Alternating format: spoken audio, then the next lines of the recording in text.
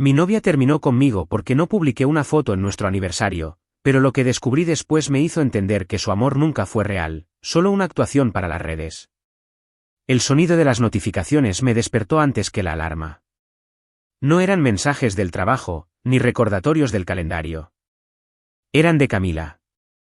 8 mensajes seguidos, todos con el mismo tono, molesto, dolido, acusador. Ni siquiera había abierto los ojos por completo y ya me estaba reclamando por qué no había publicado una foto con ella por nuestro aniversario. Decía que no podía creer que un año juntos no mereciera ni una historia.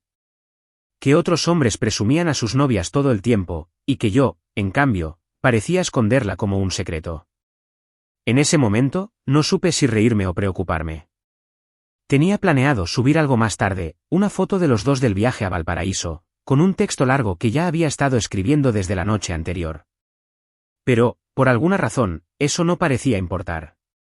En su cabeza, el hecho de que no lo hubiera hecho a primera hora era prueba suficiente de que no la quería lo suficiente, de que mi amor necesitaba filtros, horarios y testigos. Mientras leía sus mensajes, sentí una mezcla extraña de tristeza y rabia. Todo lo que habíamos vivido parecía resumirse en una publicación. Como si los días, las risas, las discusiones y las reconciliaciones no contaran hasta que se convirtieran en contenido digital. Me quedé un rato mirando la pantalla, pensando si debía explicarlo otra vez, si valía la pena justificar cada decisión mínima para que no se sintiera atacada. Le respondí con calma. Le dije que tenía preparado algo especial para la tarde, que no era falta de amor, sino que quería hacerlo con intención, con un mensaje que realmente significara algo. No respondió enseguida. Pasaron unos minutos eternos, hasta que su burbuja de escribiendo apareció y desapareció varias veces. Cuando por fin llegó su respuesta, me dejó helado. No quiero algo especial, quiero sentir que te importo ya. Era como si las palabras que yo decía pasaran por un filtro invisible y se transformaran en lo opuesto. Le envié una foto nuestra, privada, solo para ella. Le escribí un texto corto, sincero, diciéndole que la amaba y que el aniversario era una excusa más para agradecerle por estar conmigo. Silencio. Luego, un solo mensaje suyo. Si me amaras de verdad, no tendrías problema en mostrarlo. Esa frase me dolió más de lo que debería. No porque fuera cierta, sino porque me di cuenta de que ella realmente lo creía. Me quedé mirando la pantalla con esa sensación de vacío que uno siente cuando no hay manera de ganar. Si la complacía, perdía un poco de mí mismo. Si no lo hacía, perdía la relación. Era un callejón sin salida. A media mañana, revisé mis redes y noté algo extraño. Ella había subido un story con fondo negro y letras blancas. Algunas personas no merecen amor público. Sin nombres, sin fotos. Pero todos sabían de quién hablaba.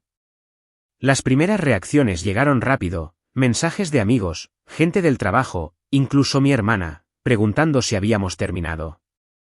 El drama digital se había encendido, y yo ni siquiera había salido de la cama. Me invadió una sensación de exposición injusta.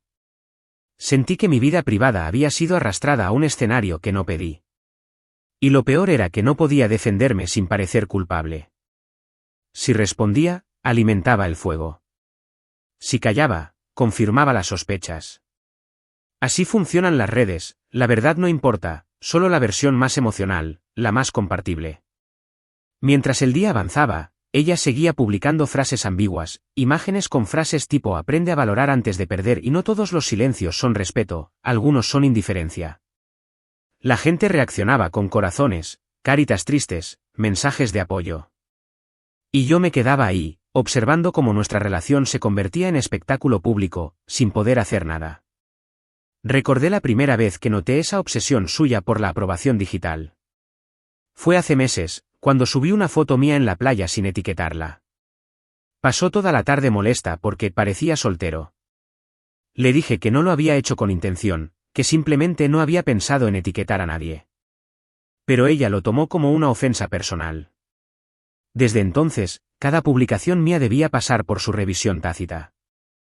Solo quiero sentir que soy parte de tu mundo, decía. Pero en realidad lo que quería era controlar cómo me mostraba al mundo. Al caer la tarde, decidí publicar la foto que había preparado. Era una imagen linda, sincera, de los dos riendo frente al mar. Escribí unas palabras honestas, sin exagerar. Cuando la publiqué, sentí alivio. Pensé que eso bastaría. Pero 5 minutos después, vi que ella había quitado sus stories. Por un segundo, creí que la tormenta había pasado. Me equivoqué.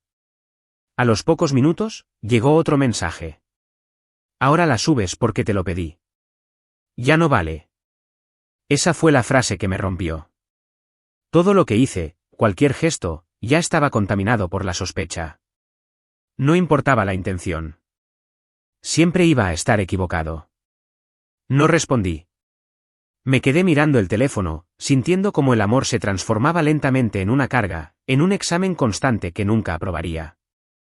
Esa noche, antes de dormir, pensé en borrar la publicación.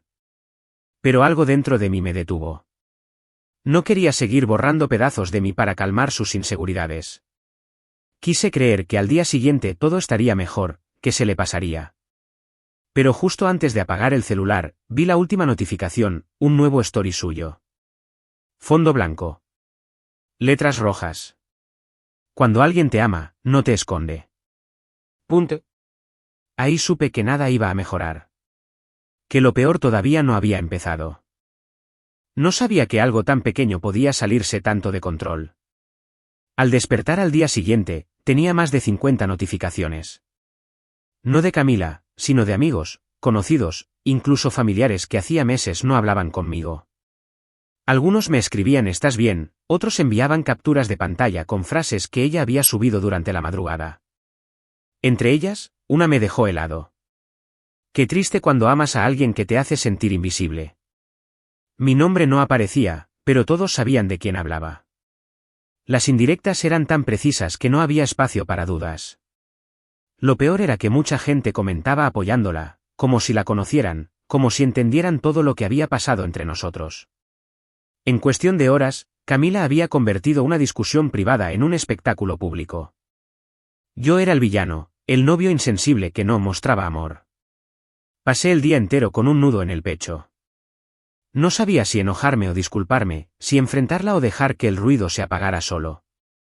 Pero el ruido no se apaga cuando la gente disfruta verlo crecer. Abrí su perfil y vi que había subido una serie de stories con frases aún más duras. Algunas personas te hacen dudar de tu propio valor. El amor no debería doler tanto. Mostrarte no es presumirte, es respetarte. Yo no era el tipo de persona que buscaba validación en las redes. Pero de pronto me vi obsesionado con cada palabra, con cada reacción. No por ego, sino por impotencia. Nadie sabía mi versión.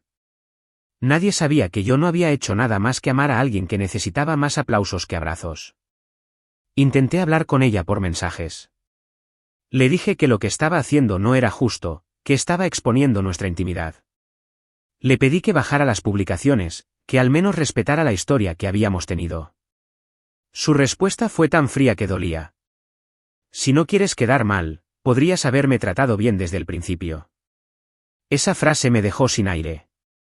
¿De qué principio hablaba? ¿De no subir una foto a tiempo? ¿De no llenar mis redes con declaraciones constantes? Empecé a entender que no era el gesto en sí, sino lo que representaba para ella. Cada publicación era su manera de medir cuánto la amaba. Cada ausencia digital, una prueba de rechazo. Vivía atrapada entre sus propias inseguridades, pero en lugar de enfrentarlas, las convertía en drama público. A la tarde, mientras revisaba los mensajes, vi algo que me hizo temblar. Un amigo me envió una captura. Camila había empezado a seguir a su ex, y había comentado una de sus fotos con un corazón. Un simple emoji, pero lo suficientemente venenoso para herir. Fue como si me clavaran una espina justo donde aún dolía más. No podía creerlo. Horas antes me acusaba de esconderla, y ahora coqueteaba abiertamente con alguien que juró haber dejado en el pasado. Me quedé mirando la captura, intentando entender si era una provocación o una declaración. En cualquier caso, funcionó, me dolió. Pero más que rabia, sentí cansancio. Era como si estuviera corriendo en círculos dentro de una jaula construida con expectativas imposibles. No podía ganar. Si reaccionaba, me llamaría controlador. Si callaba, diría que no me importaba. Todo se trataba de mantener la narrativa donde ella salía lastimada y yo, como el culpable. Durante la noche, recibí mensajes de conocidos preguntando si lo nuestro había terminado. Otros, sin disimulo, me enviaban screenshots de sus publicaciones. Me sentí humillado. Me imaginé en la boca de todos, convertido en el novio frío que no supo cuidar lo que tenía. Ella, en cambio, aparecía como la víctima perfecta, sensible, dolida, romántica. Nadie imaginaba que detrás de esa imagen había una persona que necesitaba aprobación como aire, y que cualquier diferencia mínima se convertía en tragedia. A cada hora, sentía cómo el amor se transformaba en ansiedad. Ya no era una relación, era una competencia, quien dolía más, quien quedaba mejor, quien conseguía más empatía de los demás. Me di cuenta de que ella no quería resolver el problema, sino ganarlo.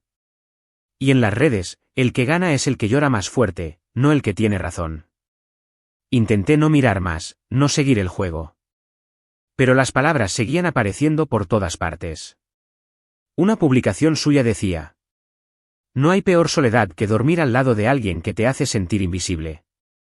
La había subido justo a medianoche. Nuestra foto de aniversario, la que yo publiqué horas antes, ahora era usada como fondo de su drama. Era como si el amor que alguna vez compartimos se hubiera convertido en su contenido favorito.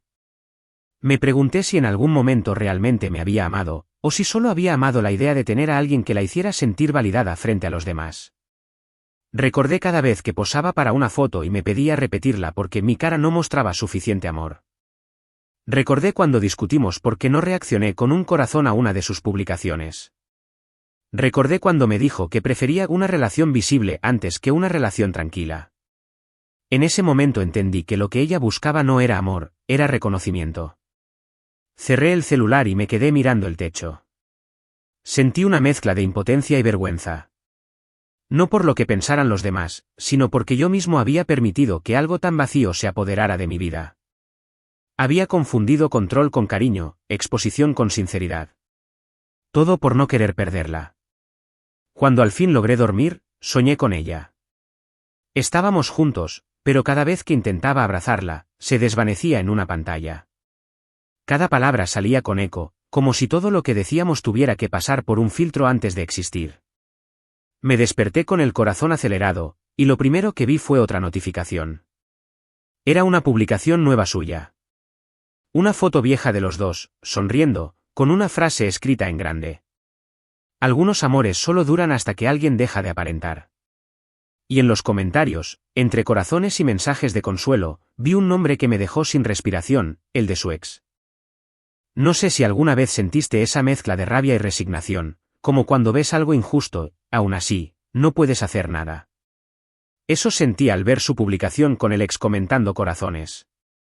Me quedé mirando la pantalla, sin moverme, con una parte de mí gritando que la enfrentara y otra pidiéndome que simplemente lo dejara ir. Pero no pude. Todavía no. Le escribí. No para pelear, sino para entender. Le pregunté por qué lo había hecho, por qué tenía que involucrar a alguien del pasado justo en medio de todo el caos. Su respuesta llegó rápida, casi como si la hubiera preparado. Al menos él sí sabía mostrar amor públicamente. Esa frase fue una bala. No por lo que decía, sino por lo que significaba, no quería arreglar las cosas, quería herirme. Quería demostrar que podía reemplazarme, que no era indispensable. Todo era una competencia para ella, una exposición continua donde el aplauso era más importante que la conexión real. Empecé a recordar los primeros meses, cuando todo era perfecto. Ella me miraba con una intensidad que me hacía sentir único, especial. Me hablaba de sus miedos, de cómo le costaba confiar, de lo mucho que temía que la dejaran. Yo, ingenuo, creí que podía ser el que la hiciera sentir segura. No entendía que su inseguridad no necesitaba consuelo, sino público. Que no quería sanar, quería validación constante. Durante semanas, todo giró en torno a la imagen de pareja ideal. Fotos planeadas, textos largos, hashtags de amor eterno. Yo lo hacía por cariño, pero ella lo hacía por control. Cada me gusta era un punto en su marcador personal. Si una publicación mía no alcanzaba las cifras esperadas, me preguntaba si había usado la foto correcta, si el texto no transmitía suficiente emoción. Con el tiempo, lo que empezó como una muestra de amor se convirtió en una obligación. Después de la discusión con el ex, algo dentro de mí cambió. Ya no tenía ganas de defenderme ni de justificarme. Decidí tomar distancia. Por primera vez en meses, dejé de revisar sus redes. Silencié sus historias, eliminé nuestras fotos del fondo de pantalla, apagué las notificaciones. Quería silencio, aunque fuera un silencio incómodo. Pero la paz duró poco. Una noche, revisando mi correo, noté algo extraño, varios intentos de inicio de sesión en mis redes. Al principio pensé que era un error, hasta que me di cuenta de que provenían del mismo dispositivo, un iPhone, el suyo. No sabía cómo lo había hecho, pero Camila había estado intentando entrar en mis cuentas. Al confrontarla, negó todo. Juró que no era ella, que seguro alguien más quería arruinarlo todo. Pero después de cortar la llamada, recibí una notificación, una cuenta falsa, con un nombre que apenas disimulaba su identidad, había comenzado a seguir a mis amigas, a reaccionar a mis fotos, incluso a escribirle a una compañera de trabajo. Sentí una mezcla de miedo y asco. No podía creer hasta dónde estaba dispuesta a llegar para controlar una historia que solo existía en su cabeza. Me di cuenta de que nuestra relación se había convertido en un experimento tóxico donde la privacidad ya no existía. Yo era un actor dentro del guión que ella escribía cada día para sus seguidores, el novio distante, el culpable de su tristeza, la justificación perfecta para sus dramas. Decidí poner un límite. Le envié un mensaje corto: necesito espacio. No quiero seguir discutiendo por cosas que no existen.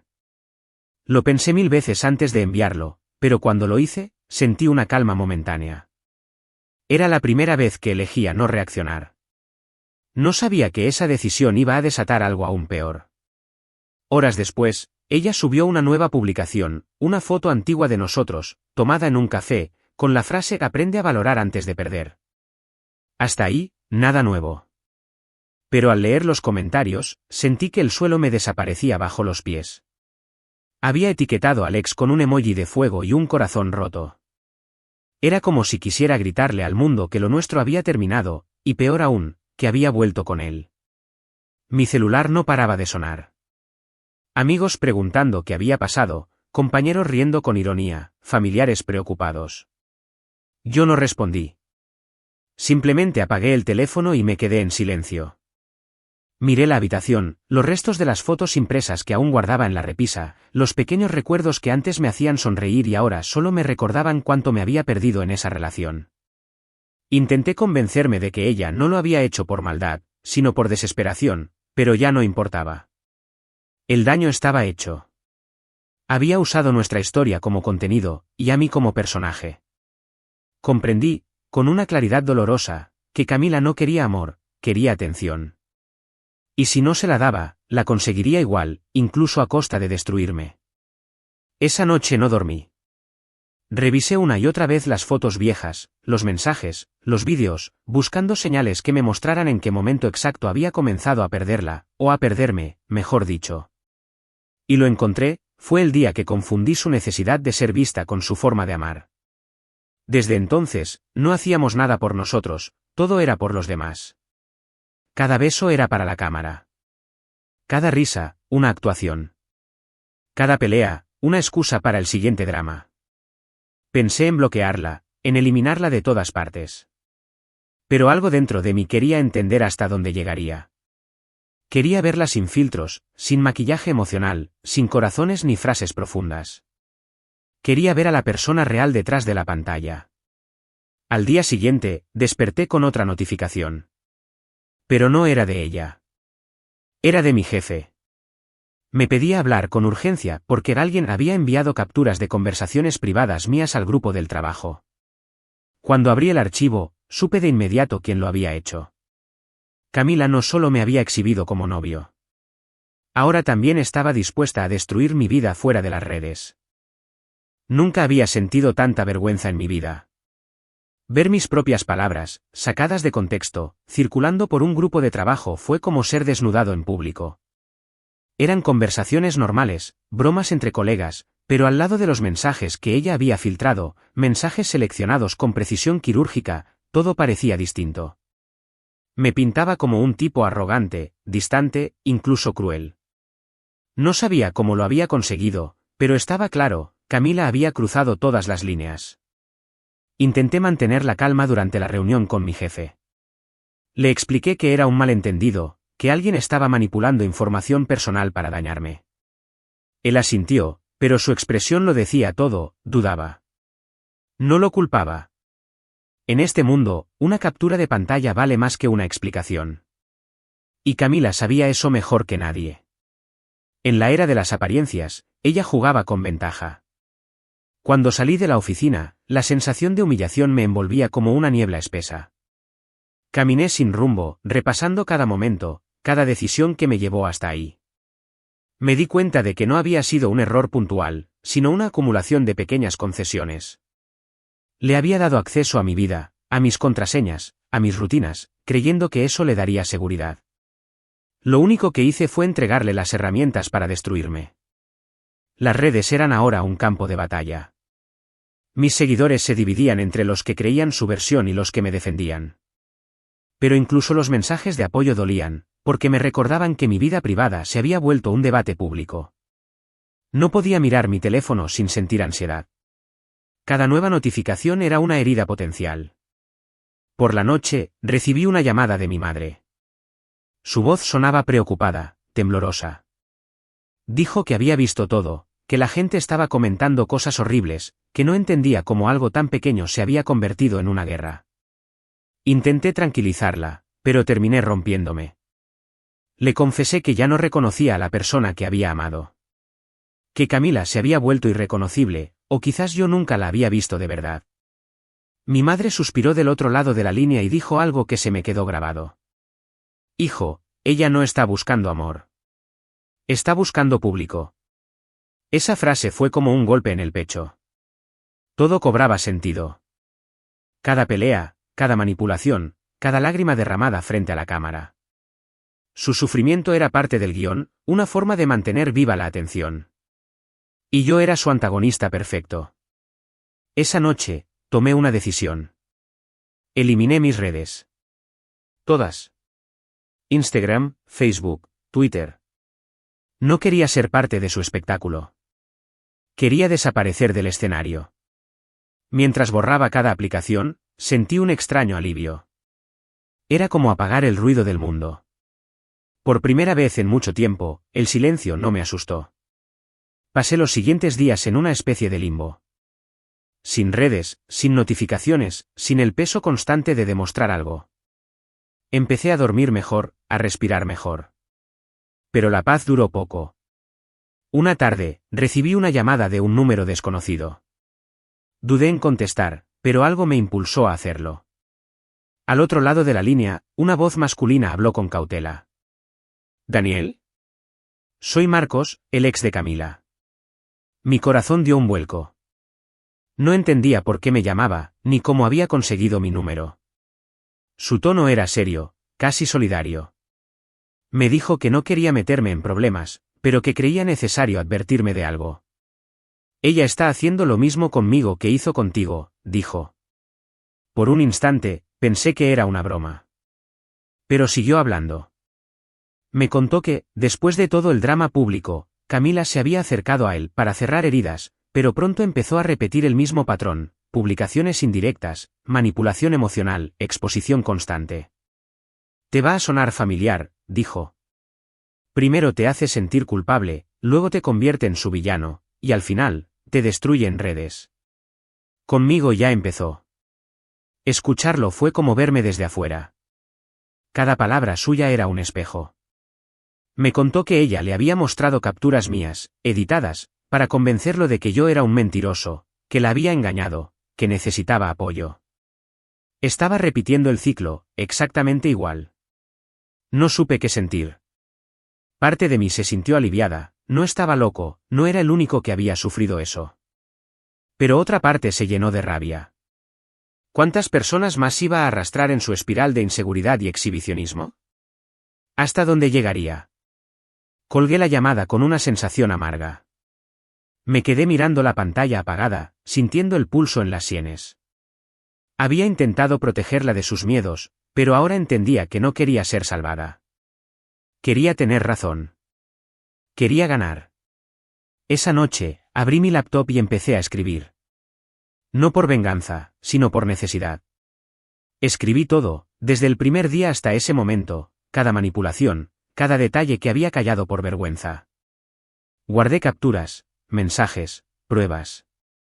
No pensaba publicarlo aún, pero necesitaba tener mi verdad ordenada. Mientras escribía, una idea empezó a crecer en mi cabeza. No iba a seguir callando. No iba a permitir que su versión se convirtiera en la única historia. Había sido demasiado pasivo, demasiado condescendiente. Y lo peor era que, al no defenderme, le había dado más poder. Cuando terminé de escribir, cerré el documento y lo guardé en un pendrive. Me prometí que si ella volvía a atacarme públicamente, si volvía a mentir, publicaría todo. Sin insultos, sin odio, solo la verdad. Justo antes de dormir, revisé el celular una última vez. Tenía un mensaje nuevo. Era de ella. Vi que borraste todo. Qué triste que prefieras desaparecer antes que pedir perdón. No respondí. Pero supe, con absoluta certeza, que no se detendría ahí. Cuando Marcos me llamó por segunda vez, su voz ya no sonaba preocupada, sino asustada. Me contó que Camila lo había acusado públicamente de volver a romperle el corazón, apenas una semana después de haberlo buscado. Lo mismo que hizo conmigo. Mismo tono, mismas frases, misma secuencia de publicaciones llorosas, selfies con frases de autoayuda, corazones rotos, canciones tristes de fondo. Era como si repitiera un guión. Y, esta vez, yo ya sabía cómo terminaba. Esa llamada fue el impulso que necesitaba. Dejé de sentirme víctima. Me invadió una calma que solo llega cuando uno entiende, de verdad, lo que está enfrentando. Camila no estaba herida, estaba obsesionada con controlar la narrativa. El amor, para ella, era una historia que debía tener espectadores. Cada pareja nueva era un capítulo, cada ruptura, una temporada final. Y yo había sido solo un personaje más en su serie. Decidí no quedarme callado. Pasé toda la noche revisando mis archivos, mis mensajes, mis correos. Tenía todo guardado, aunque no sabía para qué hasta ahora. Conversaciones donde ella me pedía borrar publicaciones porque no se veía bien en la foto, mensajes manipuladores en los que me hacía sentir culpable por no reaccionar rápido a sus historias, discusiones que empezaban con un simple ¿por qué no me diste like? Todo estaba ahí, en blanco y negro. Las pruebas no mentían. Pero no quería caer en su juego. No pensaba publicar insultos ni convertirme en otro protagonista de su telenovela digital. Quería que, si hablaba, lo hiciera con dignidad, con verdad. Escribí un texto largo, detallado, desde el principio hasta el final, explicando mi versión. Sin ataques, sin rencor. Solo hechos. Lo titulé, Cuando el amor necesita testigos, deja de ser amor. Lo guardé como borrador. No iba a publicarlo todavía. Quería pensar, respirar. Pero dentro de mí, algo ardía.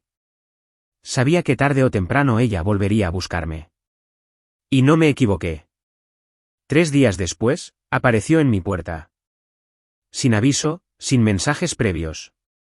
Llevaba una chaqueta de mezclilla, el maquillaje corrido y la voz temblorosa. Me miró como si nada hubiera pasado, como si todo el caos que había causado fuera apenas un malentendido. No vine a pelear, me dijo, aunque sus ojos ya traían lágrimas preparadas. No la dejé entrar.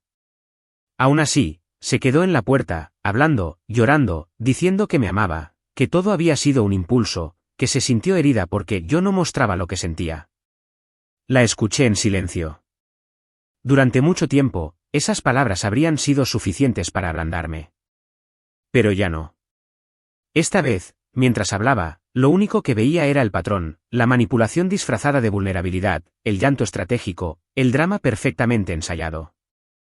En un momento, bajó la voz y me suplicó que no publicara nada. Sé que tienes cosas guardadas, Daniel, por favor, no lo hagas. No quiero que la gente piense mal de mí. Y ahí entendí todo. No era arrepentimiento. Era miedo. No miedo de haberme perdido, sino de perder el control de la historia. Quería seguir siendo la víctima, la dulce muchacha engañada por un novio frío. Mi verdad era su amenaza. Le respondí con calma. Le dije que no la odiaba, pero que no iba a seguir callando. Que lo que hiciera a partir de ahora sería por respeto a mí mismo, no por venganza. Que, por primera vez, la historia no iba a contarse solo desde su lado de la pantalla. Ella se quedó en silencio. Su rostro cambió. El llanto se detuvo. Lo que vi entonces fue una mezcla de furia y miedo. Me dijo que me iba a arrepentir, que si yo publicaba algo, ella también lo haría. Que nadie me creería. No respondí. Cerré la puerta despacio, sin mirar atrás. Al otro lado, escuché su respiración acelerada, luego pasos que se alejaban. Cuando el silencio volvió, me senté frente a la computadora. No dudé más. Releí mi texto. Le agregué las capturas necesarias, los mensajes que probaban todo lo que había callado. No era una exposición morbosa, era un desahogo con nombre y apellido. La verdad, sin maquillaje. Lo programé para publicarse automáticamente a las 8 de la mañana del día siguiente, y apagué el wifi. Quería dormir sin pensar. Esa noche soñé con una habitación llena de pantallas. En cada una, Camila sonreía, lloraba, gritaba, se maquillaba. Todo al mismo tiempo. Y detrás de ella, yo, invisible. Desperté con el corazón latiendo rápido, como si acabara de correr. Cuando el sol entró por la ventana, mi primera reacción fue mirar el reloj. 8:12 de la mañana abrí el celular y el caos ya había comenzado. Mi publicación se había vuelto viral. Miles de reacciones, comentarios, compartidos. La mayoría no me conocía, pero entendían. Gente contando experiencias similares, hablando de manipulación emocional, de relaciones dominadas por la validación digital. No era solo mi historia. Era la de muchos. Camila no tardó en responder. Subió un vídeo llorando, diciendo que yo la había traicionado, que era cruel exponerla así. Pero esta vez, algo era distinto, la gente ya no le creía. Muchos la enfrentaron, recordándole sus propias publicaciones, sus contradicciones, los ciclos repetidos. Por primera vez, su discurso perdió fuerza.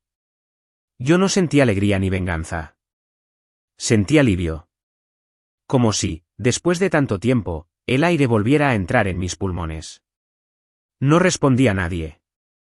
No di entrevistas, no aclaré más. Solo dejé que la verdad hablara sola. Esa tarde, mientras caminaba por la calle, vi mi reflejo en una vitrina. Me noté distinto.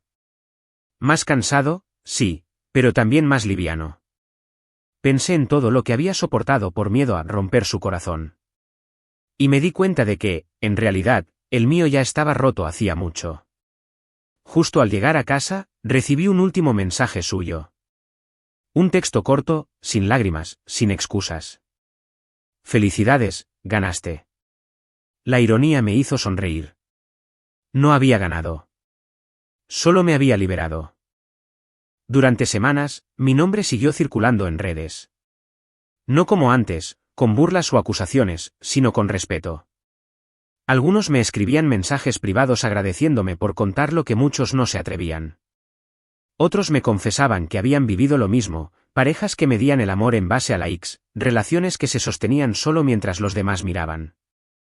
Mi historia se había convertido en espejo. Pero por dentro, yo todavía estaba intentando reconocerme sin ella. El silencio fue extraño al principio. Estaba acostumbrado a mirar el teléfono cada 5 minutos, esperando un mensaje, una mención, un drama nuevo. Ahora, la pantalla estaba vacía. No había notificaciones, no había ansiedad. Solo un vacío inmenso. Pero ese vacío, con el tiempo, empezó a parecerme paz. Era la primera vez en meses que dormía sin repasar conversaciones en mi cabeza, sin revisar quién había visto mis historias. Descubrí algo brutal, la tranquilidad también puede ser adictiva.